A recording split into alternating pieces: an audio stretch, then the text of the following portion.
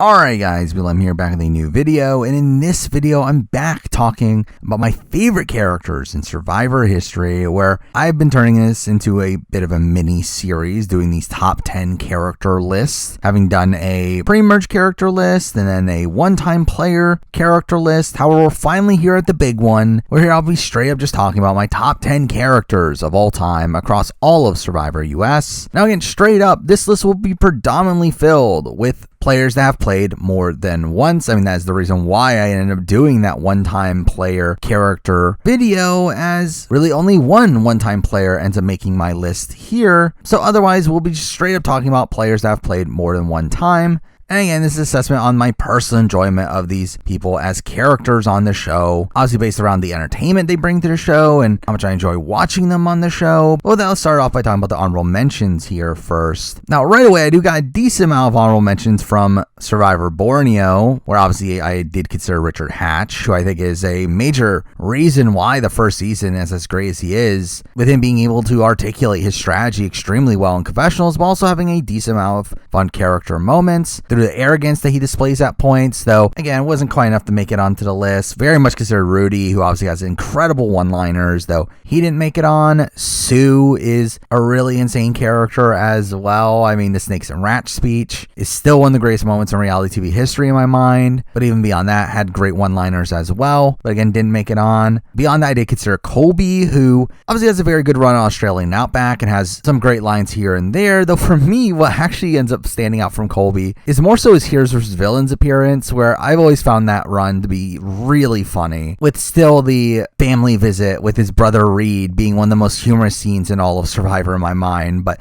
again, he didn't quite make it on. I also did consider Kathy Vavrick O'Brien, who I think has a fantastic story arc on Survivor Marquesas, and just all around felt like a fun character at the time, though she didn't make the cut. I very much consider Terry Dietz, who is a character that I've always really liked from the first time I watched Survivor Panama.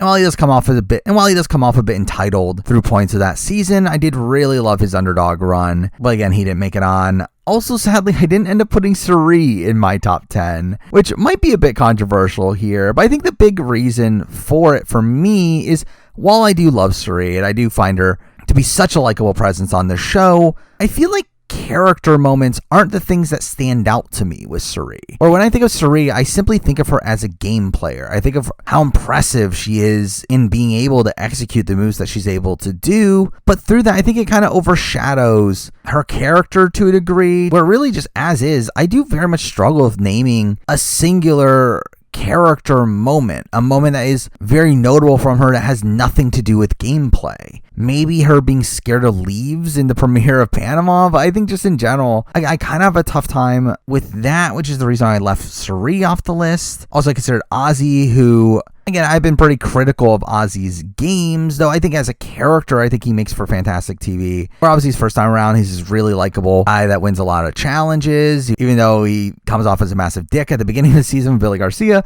His second time around, he's once again pretty cocky and has this great downfall, but I think to me, his South Pacific run is the one that really stands out to me. Or to me, I feel like that's one of the all-time great season storylines in the history of the show, and when mixing that in with moments like his really terrible acting at Redemption Island, it really does elevate him a bit, but again, not enough to be in the top 10.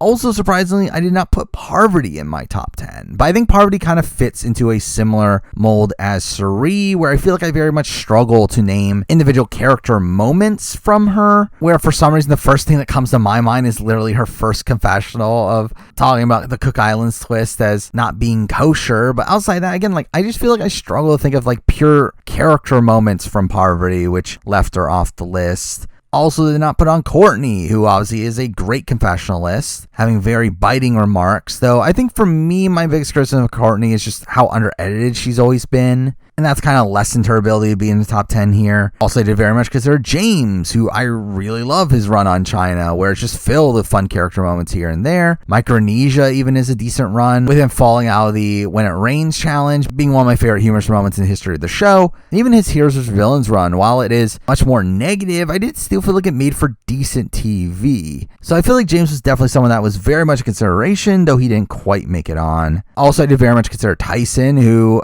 in a way kind of feels like Courtney, though obviously Tyson is a lot more present on the show than Courtney, but again, has this similar like biting confessionals. Though outside of like the Coconut Bandits and just having great one-liners, I feel like he's another one that like doesn't really stand out to me as having some of the all-time great character moments. So again, he didn't quite make it on. Now, I also did consider Sophie Clark, who in my mind was a great character across South Pacific. I think she has some really fun reactions to things and has this really cold demeanor that's humorous to see. Though again, I think outside that, she does very much come off pretty game body to me, which is kind of the reason she didn't make it into the top 10. Also, I consider Cochran as someone that, again, has some pretty good confessionals. Obviously has a very strong multi-season story arc, though one that, again, didn't really qualify for top 10 for me. Also, I did consider Malcolm, who is a player that I really loved when I got back into Survivor at the time, Survivor Philippines, and he's another one that has some great one-liners here and there. He obviously plays the game very hard, though I think he's another one that's in line with these people who, again, doesn't really have a defining character moment, and that leaves him off the list. Also considered Cass from Survivor Cagayan as a really insane character, one that, again, was probably closer to making the list, where, again, I've obviously criticized Cass's game in the past, though I think as a character, she is really fun TV, being kind of this queen at being passive-aggressive to people, and just constantly getting on people's nerves because of that. And they're like flicking off Trish on her way out and getting into this feud with Sarah and her rivalry with Spencer. It's like there's a lot of great stuff from Cass. Though again, she didn't quite make the top 10. Also, I did consider Spencer, who again is no one that I really loved at the time. I really love his underdog run on Survivor Cagayan. However, again, not enough to make it to the top 10. Also consider Natalie Anderson, who I thought had a great arc in San Juan del Sur, having one of the better overall storylines for an individual season in the history of the show. Though again, I think when looking at just pure character moments, she didn't quite make the top 10. Also, I did consider Jeremy, who's another one of the people that I've really liked from the first time I watched him on this show, where he does have some humorous lines here and there. But yeah, outside of that, not quite enough to be in the top 10. And the final person I considered that did not make it onto the list is Adam Klein, who, I mean, coming out of Millennium X, I thought he was a pretty good character in that light. I think he had one of the best winning storylines in the history of the show.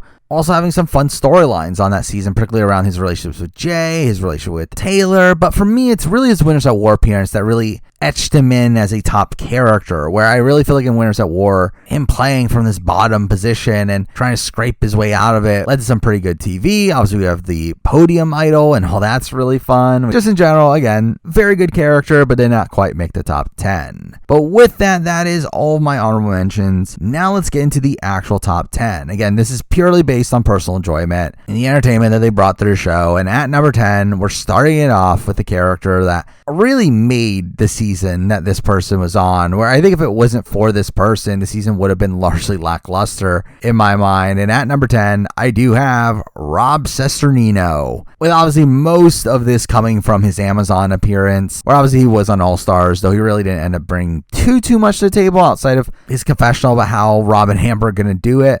But on the Amazon, obviously, he's just filled with fantastic one-liners, gets so many confessionals on that season, being the main narrator of the season. Now, I will say some of the humor has not aged particularly well, considering a lot of it is gender-based that might come off as misogynistic in the modern day, and I feel like that's something that is kind of detracting me from putting him higher on the list. But I mean, you do have some all-time great confessionals from him, really coming off as this stand-up comedian that's on the show, with him constantly cracking jokes, saying things like his parents didn't let him have a machete and that he missed his calling as a lumberjack, saying that Heidi is so hot she'd put Viagra out of business. We have some really great voting confessionals, with him saying to Shauna that you're one of the nicest people I've met in my entire life. However, that makes you a really terrible Survivor player. Obviously, has the Casey Kasem impression when he votes out Roger. We have him talking about Matthew and saying, why do you need the machete so sharp? Again, he's just straight up one of the best narrators the show has ever had, and with so many fun one-liners, that does leave him here at number 10. Now, number 9, we're moving on to the only one-time player on the list here. And at number 9, I do end up having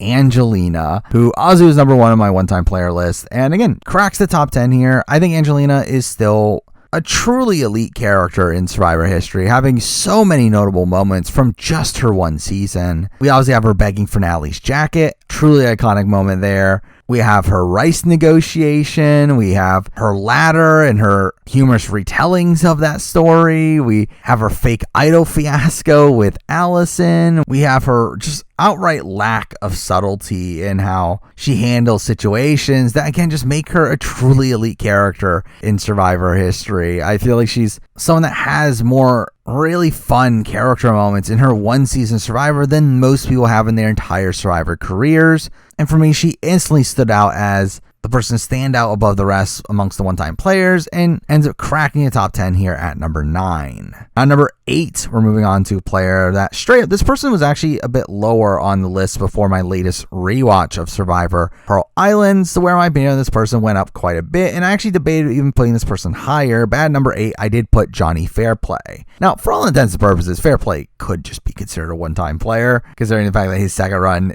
obviously didn't add too much, though really Johnny Fairplay's Pearl Islands run is just such incredible TV. Now again, there are some things that don't age particularly well. Again, he is clearly misogynistic at many points across the season, but really he's just such an expert at playing up the villain role on the show. It just leads to such great results. I mean, his voting confessionals of saying wrestling quotes ends up being a really notable aspect of his run, with his FU confessional being one of my favorite voting confessionals in Survivor history. We obviously have the grandma lie, which, I mean, that in itself is one of the most iconic moments in the history of the show and surely elevates him there. We have his rivalry with Sandra and his constant fights on the original Drake tribe, not just with Sandra, but also with Sean. Again, there's just so many things to call out from Fairplay here, just across his initial run, and even in his return. Like, even though it's only one episode, he even has some decent moments there, from him seemingly running circles around everybody, and we have him mocking Jeff in his entrance and copying his clothing, and that's pretty fun too. Like, I just feel like Fairplay is a truly elite character of Survivor, and because of that, he is here number 8. Now, number 7, we're moving on to a character that, for me, I think has like less individual moments than Fairplay does. However, one has more of a Survivor career, but even beyond that has a more distinct personality in my mind. And at 7, I do have Jonathan Penner, who I just love how Jonathan Penner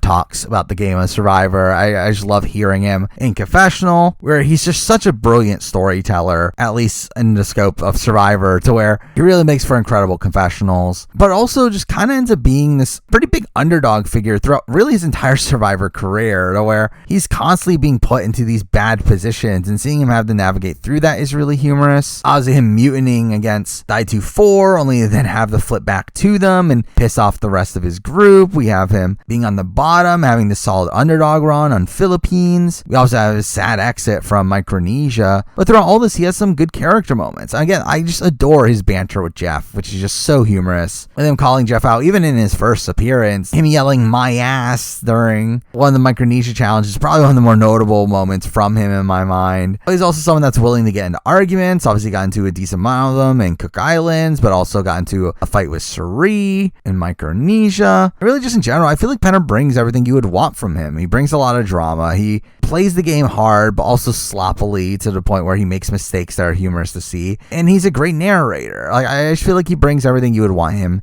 to bring, and because of that, for me, he is here number 7. Now, number 6, and at this point, we're at the truly elite characters in my mind, all of which being true icons of the show. However, at number 6, we're starting it off with someone that would probably be higher on most people's lists, and I do still love this character. At number 6, I do have Sandra. I still think Sandra, as much as I criticize her game, is a fantastic character.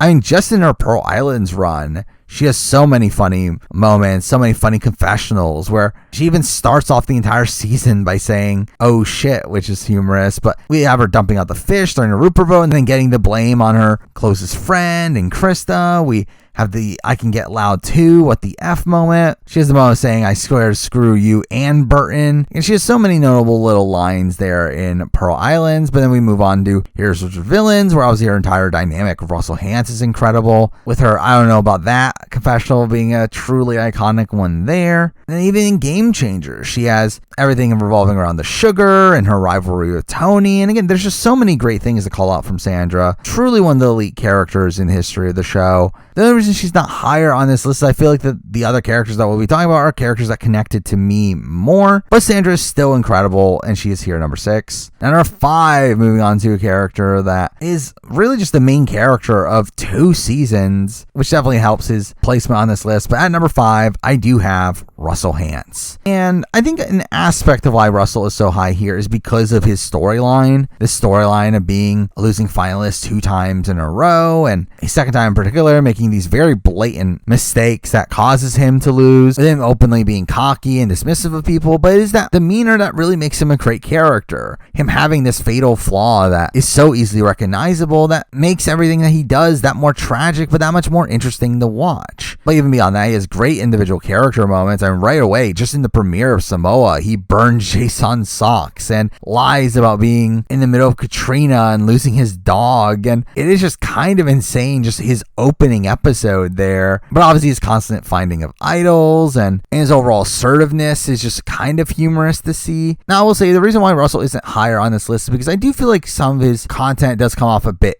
icky, in particular his relationship with Parvati in Here's Villains, which again, his treatment of Parvati has not aged particularly well. But again, it is still the fact that he plays this like largely emotional game in Here's Villains, though tries to mask it under strategy. That does add to some entertainment, and the fact that again he is clearly doing things that are not fully in his best interest. And again, just his overall downfall arc across his 2 seasons, and him literally returning for Redemption Island and doing the exact same thing again, is all a really humorous plot thread to me. And because that for me, he's here at number 5. Now, number 4, moving on to a character that is probably one of the best confessionalists in the history of the show. And it's not a surprise, this person is the person that's played Survivor the most. And at number 4, I do have Boston Rob. And again, I just think Boston Rob just inherently has this really interesting way of talking in his confessional, this way that makes you feel like he is directly targeting to you, the audience member, which I think was very unique at the time of Survivor Marquesas. Again, like we had seen it in Big Brother with Dr. Will, though I do feel like Boston Rob kind of translates that confessional approach to Survivor. But beyond that, he's just a very aggressive player his first time around, one that had this rivalry with Hunter and later John Carroll, and his fights with John Carroll, just really great TV. Seeing him scramble from the bottom on the Road to Tribe was just really, really fun to see. And really just in general, like Boston Rob in Marquesas is one of my favorite single season character runs for any character, especially one booted as early as he is. Then we take that to All Stars, where again, like All Stars is definitely a bit rocky due to the ickiness surrounding everything, though he still ends up having some really biting confessionals at points. He obviously has the stuff with Lex, which is all riveting TV. Here's the Villains. We have his rivalry with Russell and his like really humorous relationship with Coach. We also have him passing out and saying it's getting the better of me, which I always found that kind of funny, which is kind of darkly humorous. But then we also have Redemption Island, where really that entire season is just this massive character piece on Boston Rob. Essentially, Boston Rob kind of teaching you how to play the game. And then we get to Winners at War, where obviously it doesn't go particularly great for him, but I still think he has notable moments here and there. I love the moment of him and Parvati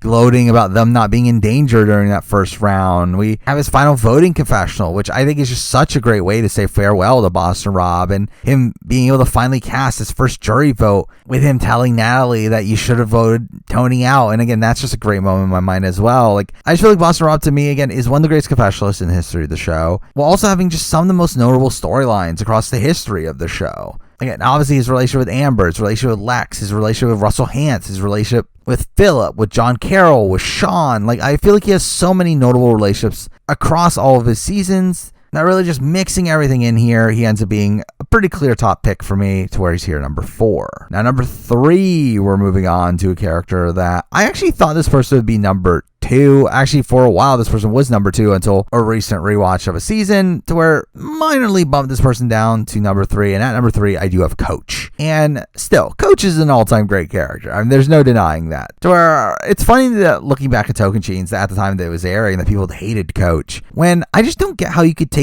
Coach seriously. I mean, yes, Coach is a hypocrite across that season, but it's also just really funny how much of a hypocrite he is. But that's kind of where all the humor comes from with Coach, the fact that he is saying these things like he's playing with honor and integrity and wants to beat the best, only to then proceed to organize a blindside against Brendan. His banter with Jeff is really humorous, where him arguing with Jeff over the Brendan vote is one of my favorite character-based tribal interactions in the history of the show. We obviously have his visit to Exile Island. We have all the stories he tells. We have the fact that everyone just doesn't take him seriously. All that's really great on Tocantins. And here's his villains. Again, we have the great stuff revolving around Tyson and him trying to instruct Coach on how to be taken seriously. And we also have his arc with Boston Rob, and that's really interesting. And then on South Pacific, while he isn't as good of a character there, he's still a really interesting figure to be watching there. Still having this interesting downfall in a Russell Hantz style way of him having this fatal flaw that is just kind of tragic to see him not actually recognize. And really just throughout his 3 runs, I feel like he brings a massive range of entertaining content, whether that's from this more gameplay centric content in South Pacific or these more over the top character moments that he gets in Tocantins. I really just feel like Coach is an all-time great character, with him having some of the funniest moments in the history of Survivor, and because that for me he is here number 3. Now number 2, we're moving on to a player that straight up, this person was much lower on the list, closer to the 5 spot before my latest rewatch of Survivor Pearl Islands, though my rewatch has really just made me fall in love with this character once again. That person is obviously Rupert. And again,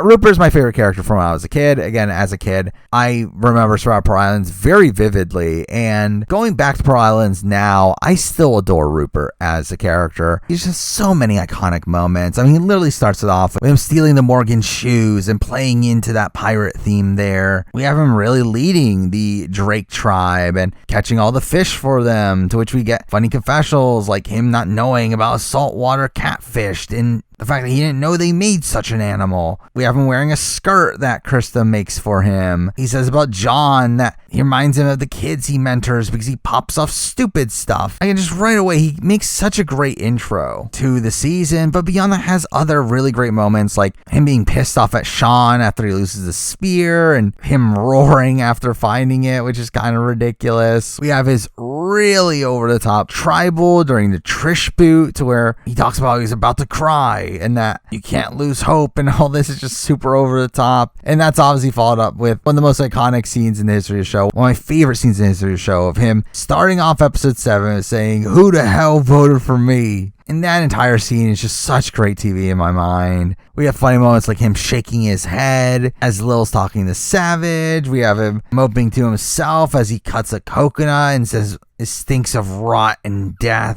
There's so much from Pearl Islands that is just super notable to me. But then even beyond that, in All Stars, he has the fantastic moment of him building the underground shelter that is just terrible, and that's so funny. And here's his villains. We have this interesting dynamic of his dichotomy of Russell, and that's interesting to see. And I mean, just in general, like, Rupert is this high solely because of his Pearl Islands run. However, his other runs are pretty solid as well. I mean, outside Blood Rivers Water, where he isn't given much to do, though even there he has a fun little moment of him letting Candace do all the work at camp while he just relaxes in the shelter. So again, like, I just think overall Rupert is just a truly iconic character, one of the most notable ones to me, and because that he is here number 2. But now number 1, we're moving on to the player that I've already openly talked about how this is my favorite character of all time, and I'm sticking by it. At number 1, I do have Tony. Again, I still think Tony is just such incredible TV. I mean, his entire Cagayan run is just filled with notable moment after notable moment. I mean, we have him lying about being a cop and talking about he's a construction worker, and his relationship with Sarah during that season is just really interesting. We have him finding the idol, to which he declares himself the king of the jungle in a really over the top way, and his overall reactions to finding the idol is just super funny. We have him yelling top 5 baby after winning the penultimate immunity challenge before the merge, and that's humorous. We get his ridiculous plot with Jeremiah trying to get him in trouble for having an idol clue, even though he gave him a fake idol clue, and all that was really dumb, but super funny. We then get his interesting dynamics with the likes of Cass and Spencer, with his fights with Cass in particular being some of the most notable moments in the history of the show. him speaking llama to her. We obviously have the Spy Shack that leads to some humor from him. But even beyond that, we get to Game Changers, where while he's booted right away, that premiere is just so glorious. Where right away, right when getting to camp, he instantly runs into the jungle looking for an idol. That's super funny. We get him creating a spy bunker, which that entire moment is ridiculous. And we get the Winners at War, where, again, it really just feels like a coronation for Tony, but we get moments like Tony's ladder, we get him singing Baby Shark, we have him getting the spy nest, which is ridiculous. But I think really the crown achievement of that season is the This Is Extortion episode, where really just everything that Tony is doing across that episode is just incredible TV. Or just the moment of him reading the letter and finding out that it's being used against him is just super humorous. And again, like, to me, Tony is my favorite character of all time. I could watch Tony do his same shtick on any season and just really adore it every single time. I mean, he's just such a naturally entertaining person. One that doesn't even really feel like he's hamming it up for the show. It feels like he is just genuinely that type of personality where you hear stories about him outside the show and he's exactly the same. And again, to me, he's just the character that stands out the most across Survivor history. And because that, for me, he is here number one. But there we go. I mean, that is my top 10 characters for Survivor US, which wraps up this mini series here I've done. Now, down the road, I wouldn't be opposed to be talking more about specific characters and maybe some other type of rankings. I would like to do a top 10 character moments video maybe for sometime down the road, or funniest moments or things like that I could definitely do in the future. And obviously just the typical type of content you can expect from the channel. But for now, that is the video. Thank you for watching.